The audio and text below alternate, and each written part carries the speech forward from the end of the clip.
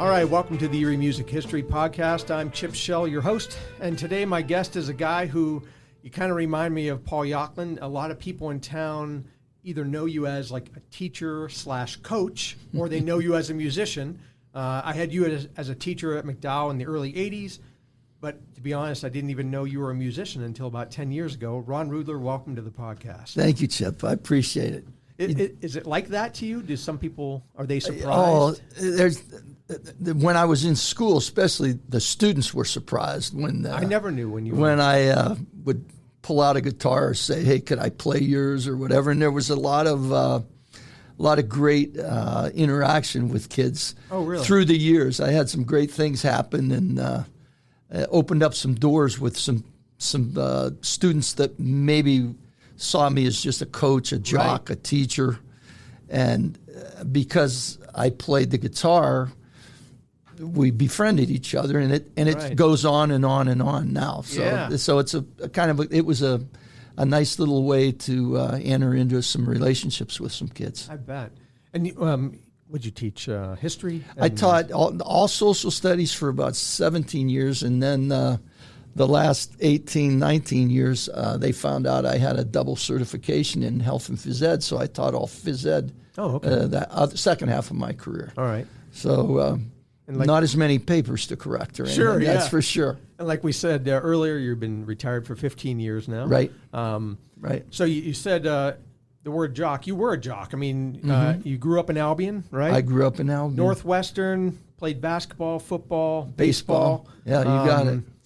And your brother, I've seen the picture of you two as little kids. I mean, that's you with an accordion, right? Yes. And he's got a guitar. I mean, so was music, I mean, obviously sports was a huge part of your life, but sure, at the same time, music always was? Yeah, it's funny because my dad and my mom were not really into the athletics or anything, but promoted it, which is a good thing. Yeah. And my dad was a busy businessman. He was a car dealer out in the area, but he loved music, and my grandmother, Alice Rudler, loved music, and the whole side of his family were musicians, digging down to his sisters, and they were piano players and whatever, and my grandmother was a pianist, and we'd go in the parlor room after dinner and sing songs, and she'd play, and my dad eventually, I think he actually got an accordion in trade on a used car. And so he took up the accordion, and of course, he already knew how to play the piano a little bit, not really. And then so the accordion went to an organ. We had a nice Lowry like a big Lowry with the foot pedals and the whole deal. And so that was my first banging on that. But then he wanted me to play the accordion. So when I was about 9 years old, he went to Osiki Brothers, bought me a kind of a junior, and that's the one that I still have. Okay. And so I took lessons for about a year and a half from an old schoolmarm from Albion, the elementary school, and she gave me lessons, and I'd haul it in my little red wagon about half a block around the corner, and go to, her name was Garnet Wright, had the bun on the back of the head and the whole thing. You were 9? I was 9, and I started playing accordion, and she was pretty accomplished and musically read, right. So here I am, and I could play just about anything she put up in front of me. And about a year into the lessons, I was starting to make more mistakes, and she said to me, "Ron, you're making a lot of mistakes today. Is there a reason?" I said, "I don't know, I'm not sure." She goes, "Are you reading that music?" I said, "No." For the whole time, and I still can't. I can't read. She would play the lesson for me before I would leave. Okay, yeah. And she'd let me hear the lesson totally. And they weren't that complicated. Right. And just by ear, I'd listen, go home and practice until I had it pretty spotless. Got it. And I got away with it for about a year or a little over a year. And then she called me on it. And I'm like, I guess I'm going to crash and burn here on the accordion. Is that what led you to guitar then?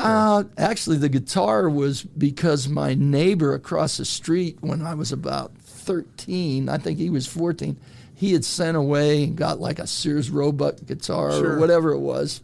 This would have been probably 1962, 63, just barely pre-Beatles or right around that. And so, and I mean, to say that the action was a little high on that guitar was to say the least. But I banged away and I stuck with it. He couldn't do it, you know. I stayed with it. I bought it for like $15 or $10, and I stayed with it until my mom and dad said, "Well, you're playing. Let's go get you something else," you know. And I think I went to the old. It might have still been Osiki's. I think the first guitar I got was a K. And with a Gibson amplifier. And off and running. And that was it. Yeah, and I had that until maybe I was a junior in high school or so. And your brother at the time, he's younger than you? He's 5 years younger. 5 years younger? Yeah, so he was into the organ. He was? Okay, oh, so yeah. He started the same way. He's a pretty good keyboardist, even to this day, but he doesn't read either. We're both numbskulls, you know, for not doing it.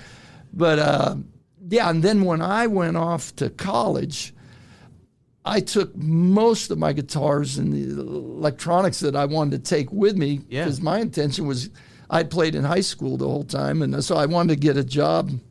I didn't want to work at McDonald's or Dairy Queen, so I took my guitar and my big, I had a big Bandmaster amp loaded with 4 EVs and took it with me and Western Michigan, got a job.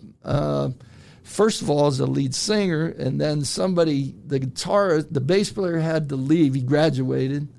And so they said, "Why don't you play guitar? We've heard you play. Why don't you play guitar?" And I said, "I'd love to play guitar." So the guy that was the lead guitar player moved to the bass, and we had that band for 4 solid years. All the years. We'd regroup every time we went back why in the is fall. It's Circuit, or how do you say it? Circuit? Circuit. Yeah, just spelled Circuit. Okay. Yeah. So we had a blast. Where were you playing? Oh, we played at anywhere we could around parties? campus. Oh, ton of the big blowouts downtown in the Armory or whatever. And then we played. There were some clubs that we played at. Then we went to other campuses. The small schools were all around. We would play at Kalamazoo College. We'd play at Holland College. We'd play. A cool job was we got a 3-night gig for not the full year, but in the season at a Jewish resort called Fiddleman's, and the resort closed, but the 2 younger sons wanted to keep it open as a club. Yeah. So we went and got a room, we got meals, we got big time. Yeah. So. It wasn't as glamorous as it sounds by any means, but it was pretty cool. I always think of you as a country player. Were you playing country at the time? No, we were really all rock and roll. In high school, it was your typical Beatles, Beach Boys, but we had a band called Vibrations. Yeah. I wanted to know about Vibrations because that was really the first one that that's really... That's what I wondered, okay. Yeah, well, I'll give you that. The Vibrations were... at first, we didn't have a name. There was just 3 of us. There was a accordion player, of course, and Jack Kreider played a little bit of guitar, and I played guitar. And I think we bought a Beatles book.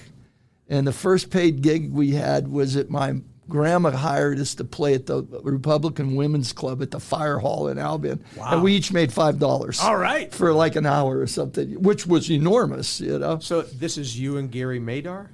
Gary joined the band as the drummer. Okay. So the 4 of us, Gary, who ended up teaching and coaching at Northeast, Gary, a guy named Jack Kreider, who now is deceased, and he made some pretty good headway in other bands, Jaywalker and the Pedestrians. Great name. I love that name. Yeah. And he was the lead singer for that band. Right. And then Bob Tim, we conned him into finally getting rid of the accordion, the electric accordion, and we said, come on. And they bought a Farfisa. That's when I saw that picture. Yeah, exactly. So And as always, when I see that one picture, I wish I still had my deluxe reverb and my Duosonic. It's probably worth more than my house, maybe. You know. So. And you guys were like 13, 14. How old? Well, at that time, we were like 14, 15, 16. Yeah.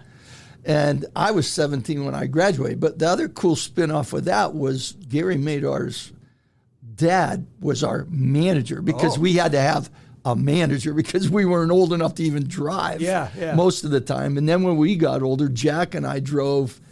Gary went with his dad and that, but we started playing frat parties too.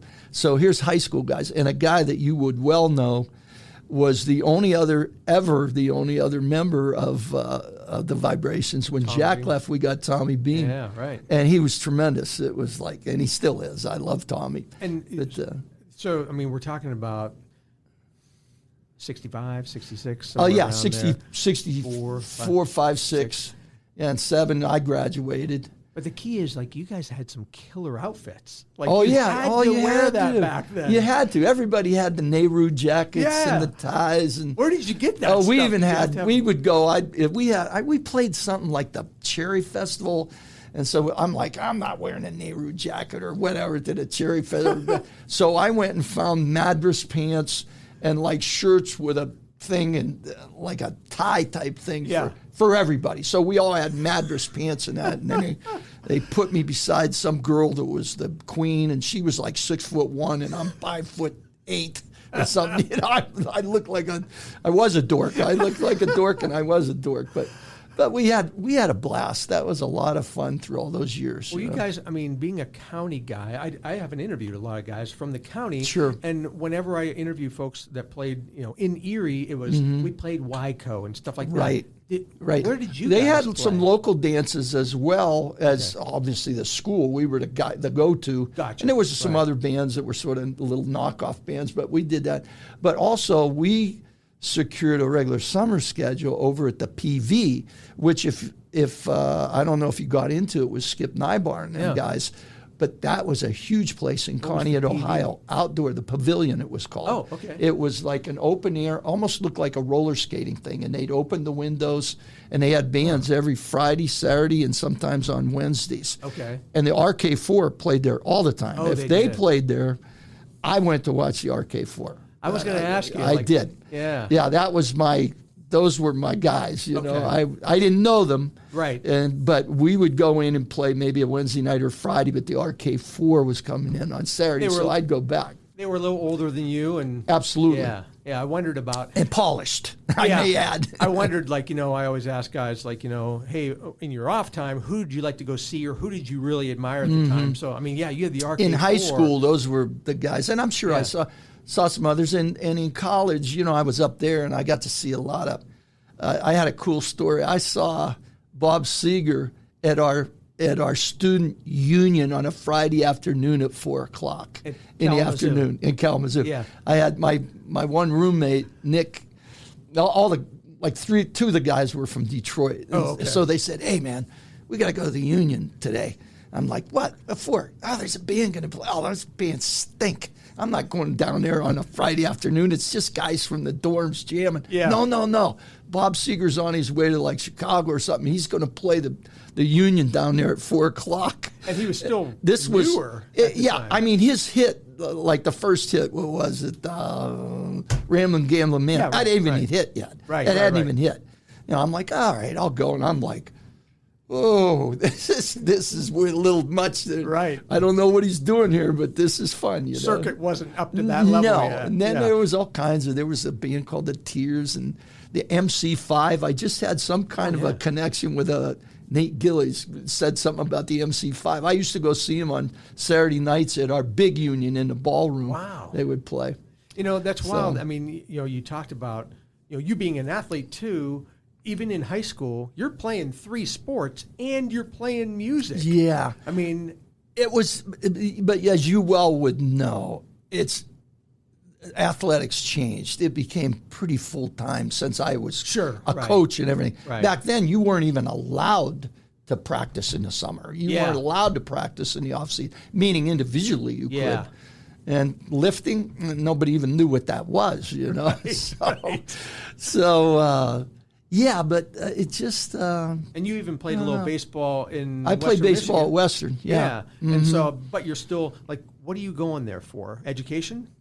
Did you go to school for? I was actually recruited to play football there, but I had a pretty bad injury my senior year, and so I decided just to walk on and got on the team as a walk on my sophomore and junior years. But your degree was? My degree was in education. In education. And that was driven by the coaches that I had and seen and grew up with. And really?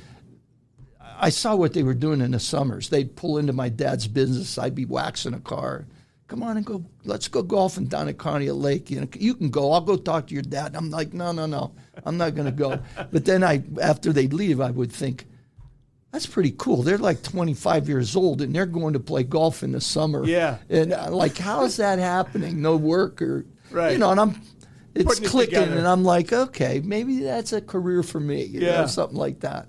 So you graduate Northwestern, 67. You go to Western Michigan. Right. You're there all 4 years? Yeah, 5 actually. 5 years? I had to go back and do some student teaching to get my certifications and so on. And Your wife Karen's there with you? No, she's at Bowling Green. Bowling Green? Mm-hmm. And then you come back, you pretty quickly got a job married, right away. Got a job right away at Northwestern High Right. School.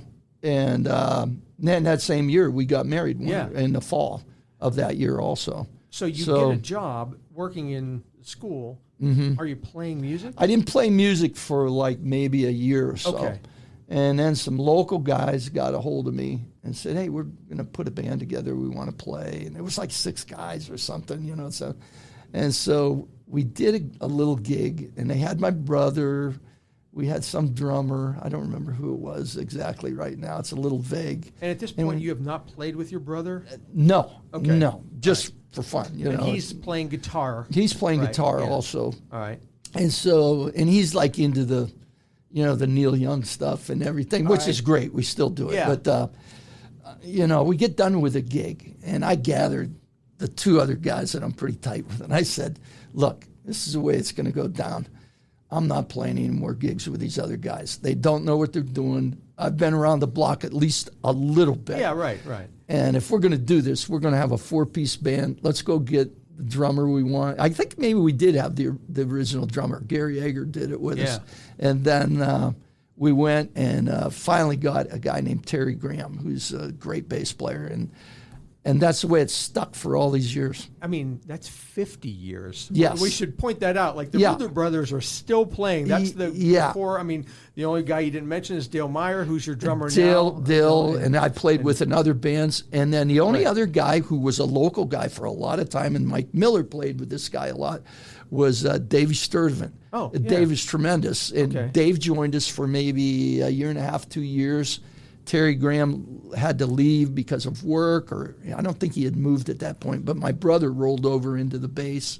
And so Dave joined us, and we still did a lot. And Dave added a lot to the band. He was really very accomplished, When you sent me some of the pictures, you mentioned 2 bands that we haven't talked about, the Interstate 66. Mm-hmm. And at one point you said you're playing in Texas with your cousin's band. Like, where does all that fit in? Well, I got to say that one of the biggest influence on me musically to sort of move into pay for play, or play for pay, I should say, was my cousin, Jim Beledo. Now, Jim was in a band called the Reliers. Now, his mom was my dad's sister.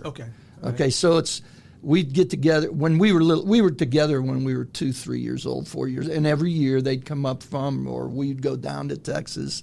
And at about 8, he got his first guitar, like a Gibson J. What is the 45 or whatever? Yeah, it's big. Yeah, he sold it for like about $7,000. He still had it. Yeah, and I'm like watching him. He's playing and that, and then I realized before I even saw him down there, they had a band and they opened shows for all the biggest stars down in Texas.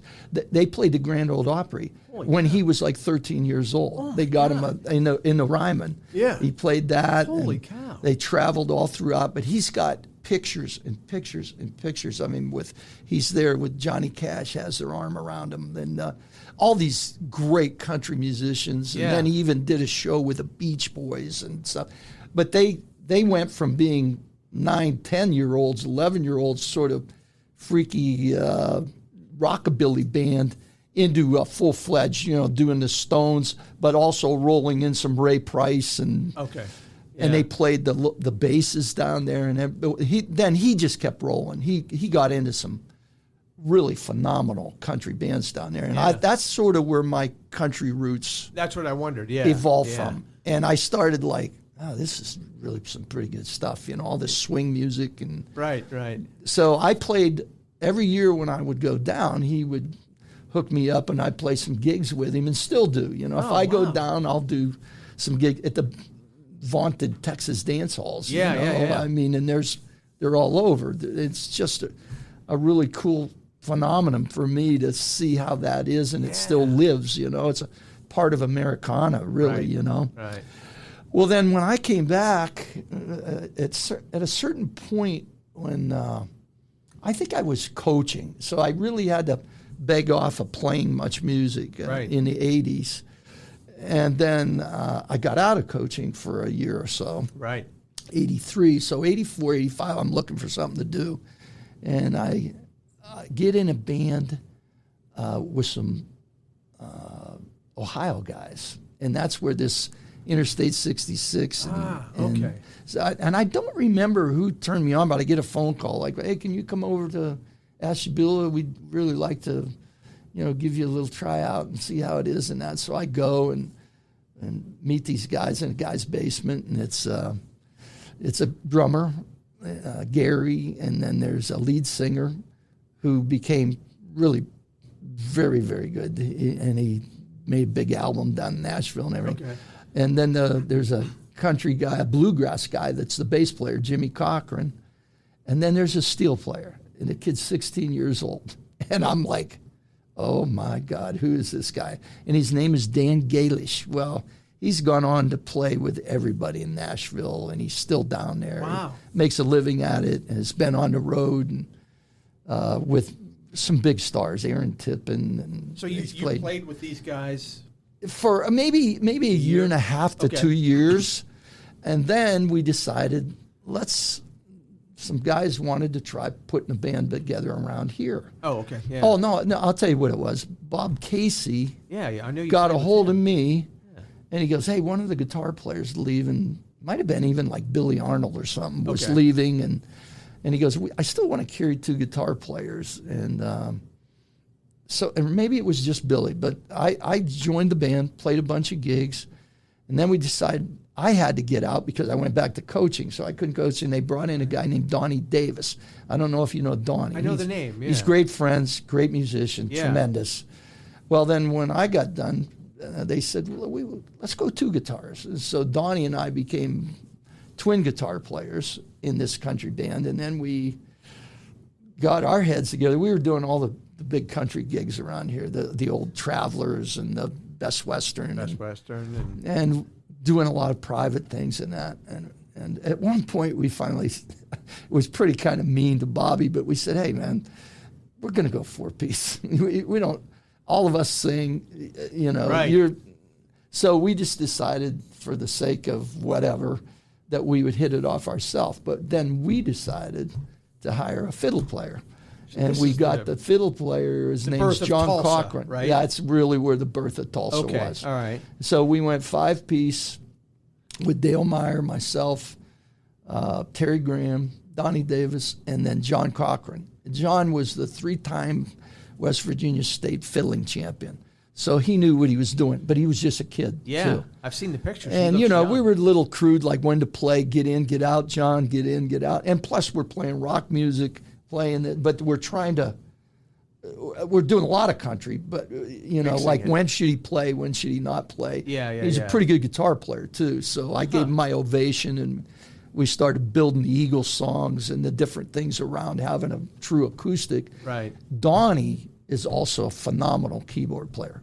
He's a teacher now. He's a music teacher. Okay. So he knew a lot more than any of us. And So we started putting this whole thing together, and it just ballooned, and it was a really, really good band. We should point out that the Rudler Brothers Band, that you mentioned before, you and yourself and Dale and Terry, you guys were playing since 73, 74? Yes. Oh, yeah. Yes. And so that band keeps playing, and then in 83, like you said, you joined Bob Casey. Right. Did it just go on hiatus, the Rudler Brothers Band? Or what sort happened? of. And, was there a breakup? At one point, no, never a breakup. Okay, I wondered. It usually was because of need, because Terry's job required something different or whatever. Okay. My brother moved to Texas for 2 years, that'll put a damper and he on it. got into the country down there. My cousin immediately got him a job with, I forget the name of it's a typical Texas country name band, the Country Blue Hearts or something. I can't remember what it is. But, and so he made inroads with all the people down there and played these beautiful dance halls and stuff. Yeah. So when he came back, now he's got the influence, I got the influence. Terry Graham, his father was a guy named Lee Graham. Lee was the house band at the old Legion on 12th Street out there. Yeah. And he was a The country old one, guy before it all the burned. way. Terry used to play bass for him. There was a guitar player around here that was really quite famous named Smokey Kelly. And then Terry also played with Billy Arnold a ton. All right. Gotcha. And so Terry had all this country roots too. And Dale played with Billy Thunder and the Thunderbolts and blah, blah, blah. Yeah. So all of a sudden it was just a mesh. Okay, well, let's. It seems like there's a lot more jobs easier for us to get if we're a good country band. Yeah, you mentioned Travelers and BW Saloon. Yeah, and we played over in Ohio. Okay, that's what I wondered. Yeah, Did you we travel reached a little out. We bit? played in Geneva and Painesville and with the other country band too. I made some inroads there down in Youngstown and so on. Then we would sprout the other way. We'd go to Warren and we'd go to where else? Up by Jamestown. We played back in the day when Rod and Gun Club, we played up there. And nice. The vaunted all-you-can-eat fish fry on Friday, and you'd play, it's packed, and in an hour, everybody's gone. Yeah. The guy would come up and go, hey, you guys can go. You can leave. Okay, thanks. I thought Dale had posted that when you were in Tulsa, this is 85, so you're out of coaching? 85? Yes, pretty much. Because I couldn't figure this out. He said, at the Best Western, you played 50 weeks of the year. Yes. Like Tuesday through Saturday. We either did the full week or another band might roll in from out of town for a week or two, and we would play Monday, Tuesday. But we played that. I lost, 1 year I lost literally, besides sleep, I lost something like 21 pounds because I just couldn't get enough rest. Well, that's what I was going to say. You got to go to school in the morning. I did. Yeah. I did. And it was hard. I had the toothpicks in my eyes. And this is 10 to 2 gigs. And here was the right? deal. Here's why I did it. All 4 of the guys in the band were full-time musicians. Oh, really? Donnie had no regular job. My brother was back from Texas. He needed a gig, a job to make money at. Yeah. Dale was a full-time guy. He was laid off, full-time guy. And Johnny was out of high school. He was a full-time guy. So I'm the only guy holding down a regular job. And after a year and a half or something like that, I said, hey, guys, I got to bail. I can't do this. It's killing me. So I said, I'll play some other jobs if you want. But then they routed off and kind of turned into, I think, you'd have to ask Mike Miller, but I think it turned into like Southwind with Billy Garfield and maybe Mike and Marie were there with him. Yeah, Marie was there originally. Yeah, something. And then that just sort of meandered with a lot of different players and stuff. But one thing I wanted to ask you, we talk about Bob Casey. Of course, he has the Casey versus Casey, the two brothers that infamous in town for being difficult, with each other and stuff in a band. How was it for you playing in a band with your brother all those years? I mean, even as musicians, did you guys always get along? Or? I've often been asked, about the 50-year thing, and I said, well, when you tell somebody in 50 years you only had 6 members, that tells you things were pretty copacetic. Right. I mean, never issues with my brother, never issues with the other guy, nothing that went any skin deep, type. Right. I mean, we've all had our moments along the way, but it was never anything maybe because we weren't ever worried about the money. We weren't ever worried about, maybe because we were versatile enough to take the dare and play any song or any genre. Yeah. Tulsa, one of the biggest requests we got was doing Billie Jean at the Best Western, because the people who are out there dancing country on the weekend are listening to rock and roll and pop music all. Right. So we did anything and everything. I think that's one of the things I'm most proud about our band is we always took the dare and we always crossed over into different genres and age groups, and we did a lot of songs that pleased my parents' age group. Right. Whether it was Ray Price for the Good Times or that, and then we'd go off into the younger generation, whether it was Aerosmith or Journey or blah blah blah, and then the next song might be a Doobie Brothers, and the next song might be a bluegrass, or Charlie Daniels, and I think in that day and age, people really appreciated that, not coming to see a country show or just a rock show. They were going to get clobbered with everything. Yeah, yeah. So it was pretty unique. That is for sure, and that's how the band is still even today. Right. Yeah. But post fiddle, no fiddle. Right. But if somebody wants to hear Rocky Top, we're going to play it for you. Sure, Or if somebody wants to hear Route 66, or if somebody wants to hear something from the 50s, a doo-wop song, we're going to do it. You know, and. My cousin from Tennessee would like to hear Rocky Top. She requests it every time she comes in town. I'm sure. They play it on the radio every day. Another thing that was kind of interesting I left out. At one point, there's John. You've heard me say Johnny Cochran, the fiddle player. Right. Jimmy Cochran was the bass player in Interstate 66, and that band eventually became four-piece into Nashville Bound. Okay. All right. But same guys. But then not only were those two brothers with us, but there was a third brother that actually came in town here and played a little bit too. It was an amazing banjo player. His name was Ricky Cochran. Wow. So at one time we had all the brothers playing with us at different times. I'm coming up for the weekend. Well, you're going to play the gigs with us then. Yeah, cool. So banjo, fiddle, blah, blah, blah. Big time rock song on one song, big time bluegrass three-part harmony on the next song. And that's a good point. Like, we haven't even mentioned that 3-4-part harmonies has been a staple for you in a band for many years. Forever. I just, we kind of pride ourselves, to be quite frank, not practicing as much as we used to. It gets a little rough around the edges now. Sure. But singing 3- and 4-part harmonies were like where we were at with everything, because we were not the best guitar players, not the best keyboard players, and that. But we felt like, because all of us sang and all of us sang lead vocals, and everybody had their sort of style, that we could go any direction and sing all these harmonies together. And especially when Donnie was with us in Tulsa too, then we had 4-piece harmonies and stuff going and stuff. Pretty good. When it's just the four of you, are you the lead player, or is your brother, or do you take a... we take turns. I would say that 75 to 80% of the time I am. But that being said, some songs, if we're going to do 2 Tickets to Paradise, Bob plays the lead on it, and I just play the rhythm. If all the doobies, all the stuff that I used to do, I still do. Okay. And then, of course, he flops to the keyboard about maybe 30% of the time, 25% of the time. Okay, I didn't Piano know and organ, and he does a really nice job on that. And so that changes things a little bit, too. For a while, you guys had a trio, right? I mean, yes. And was that Dale? Yeah. And you two, no, it was Gary Egger, the original drummer. Okay. And my brother and I. And that was coming out of Tulsa. Okay. And we decided we would play. When I could go back and play, Terry was gone.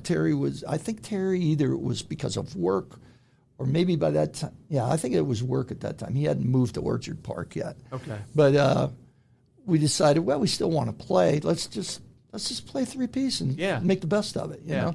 And we did, and we had fun. And we, we got in a lot of different places and played. It was a good 3-piece, solid band. I saw one place, or one time you played at the PI. Did you play there? Oh yeah, we times? played there a few times. Not all the time. But as a duo or? No, I think that was at the PI. That was as a band. Okay. And then I can remember a couple of gigs I did with Mike Miller's band at the PI. Oh. He needed a bass player, and so he said, "Hey, I know you're not a bass player, but do you want to play bass?" And I'm like, I think I can hunt and peck around if you really dire straits. I'll do it. And I'm a bass player. It's not that hard. Yeah, no, I don't know about that. I'm at least the way I play. Well, that's not true at all. I've heard you. And Jim Turner was big at the time too. Jim, I did a lot of different sort of sit-in gigs, and it's funny. Jimmy, when he had a band for a long time, and then when he didn't have a band, he still wanted to perform.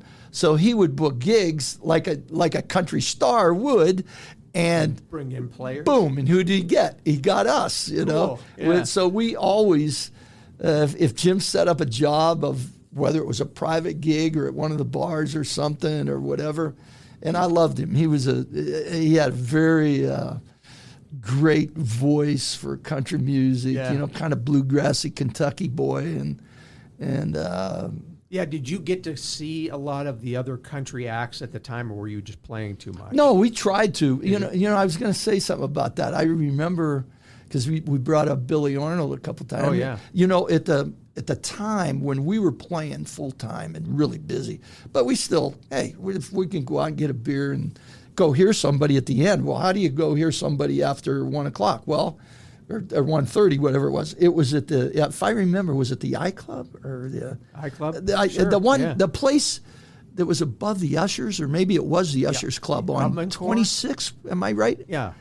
Well, there was a kind of house band that played there until like 3 in the morning or 4 in the morning, and it was Billy Arnold and I recall maybe Ricky Carr and I can't remember who all played in that band. Maybe it was Ollie Madrigal or somebody, but.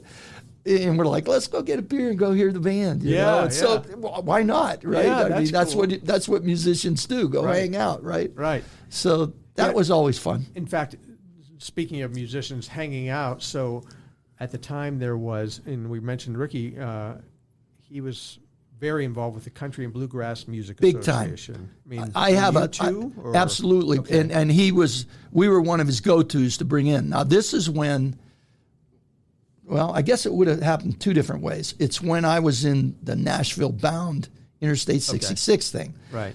And he came and got us, and then there was another guy. Have you ever heard the name pop up with Red and the Cannonballs in the country thing? I have. I think it was Eggleston or Elliston. Okay. Yeah. Well, Red was huge, and he was a entertainer. He played at the bar that's not even existing anymore. It's dilapidated out on 12th and near Weschler or up from it. I can't remember what it was. Not Goofy's, there was a rock place there, and across the street was the pub place, all right. the dive bar pub. Yeah. But that was the country place, and gotcha. I think it was Goofy's. Goofy's wasn't at Weschler, but it was a little bit farther east. Up further, a little further. Right. And right across the street, if I recall, was the hotel of some kind or something. I don't remember what it was. Yeah.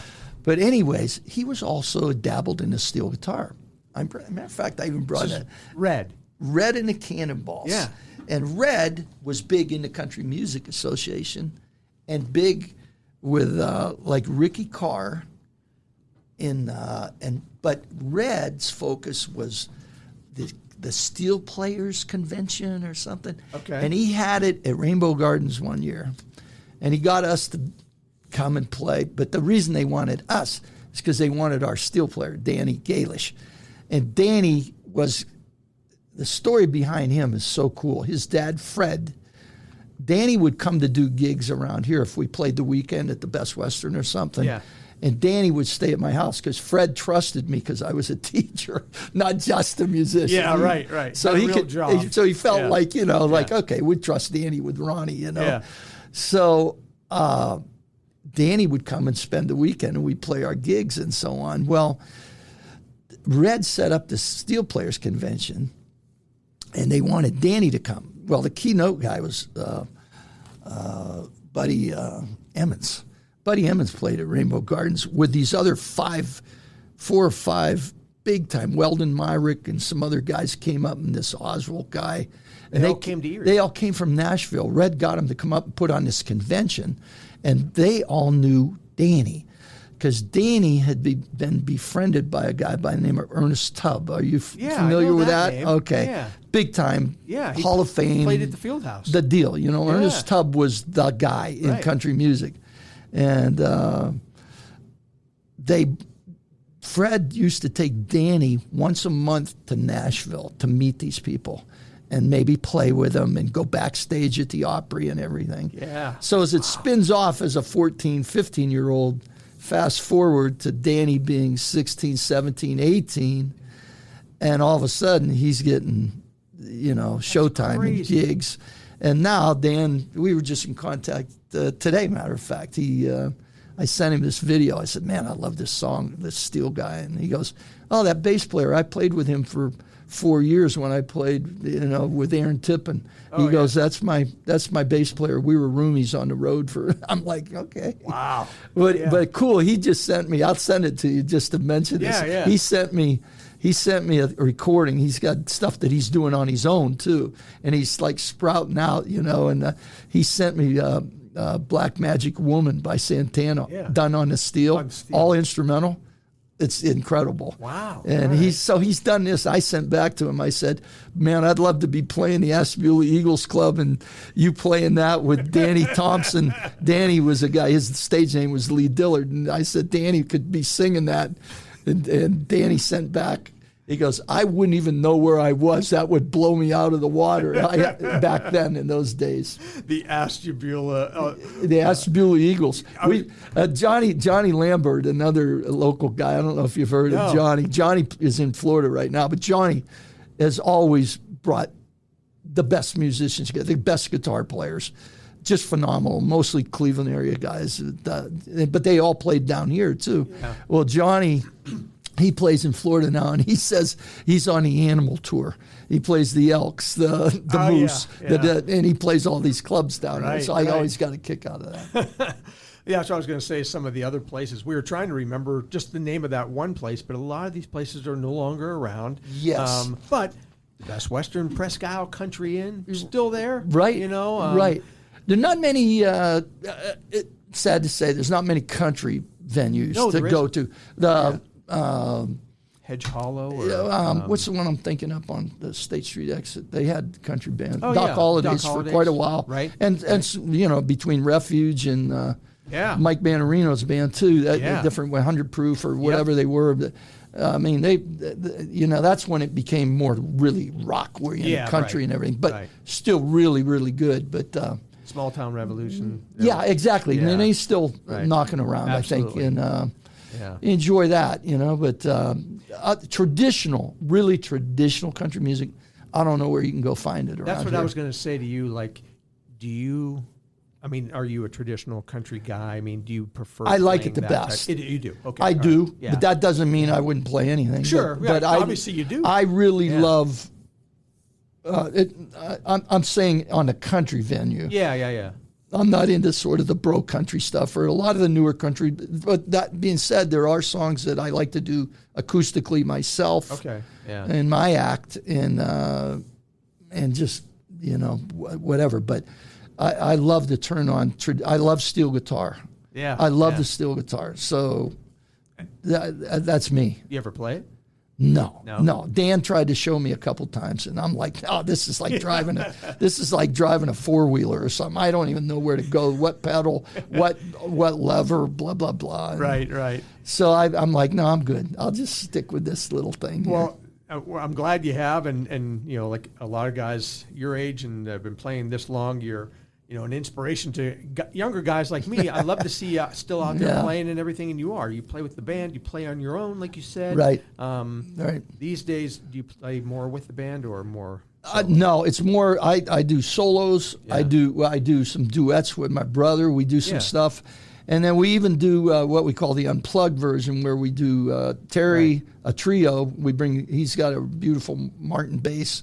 Yeah. And so we just all acoustic. And then once in a while, we even bring Dale with us and let him bang around on the cajon. Yeah, of course. Dale's been playing more cajon these days. Oh, man. He's the I call him the cajon king. Yeah, he is. For sure. He's but he's great. Playing full set with you, right, on the gig you're doing, Yeah, I I'm think. playing with him at Sunday, Michael right? Marie this week, and then next week we're filling in for the Parkers. That's awesome. Harry and Donna. That's awesome. And but I mean, he's a good dude, man. He's a heck of a drummer. He is. He plays with acoustic jukebox now pretty regularly. They are really good. Fantastic. They're really good. And there's so much good talent in this town. And, yeah, it's fun. And it's great to be still part of it. Yeah. You know, I'm sure. Yeah, I enjoy it. It's part of my life and always great. has been. So, well, this was great. I mean, you've continued to play all these years. I think we covered everything. Did I miss anything? No, I don't think so. How about favorite gig? Oh, Did you ever open for anybody famous? Did we open? Yeah. No, not that I can say. No? No, not really. Favorite place to play? Not favorite really. gig? You know, it was a lot of fun playing the Best Western back when it was hopping and really? stuff like that. It really was. It was, and you know, we had the band rocking too. It was with the fiddle and the whole thing, and you're spinning out of the urban cowboy era with you know what I mean? So everybody wanted to hear the fiddle, and then once in a while we'd hook it up with the steel too, and and that being said, though, we've done a lot of really fun gigs and that. We did a thing a few years ago at the convention center when Rubyport we opened kind of for Rubyport. That's It was a right. big fundraiser and thing. That was fun. For the Kansas. Yeah, and just one of the bigger things locally. And And we'd done some other bigger things, but ways back more. Yeah. Have you ever been playing and see, I'm sure you have, old students, old players come up to you and be like, all the time. Oh my God. And they're old now too. Yeah.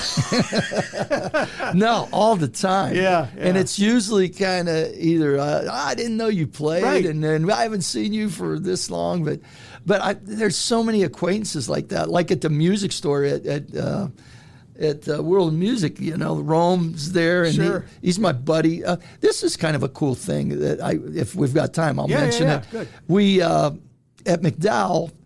When I went back to coach, the reason I could still play music in the mid 80s and to the 90s was I was a volunteer coach at Northwestern and stuff. Okay. So I didn't have as many obligations and everything, and I just volunteered and coached. And if I had a gig on Saturday night, so what? You know, I didn't have to go scout or do anything.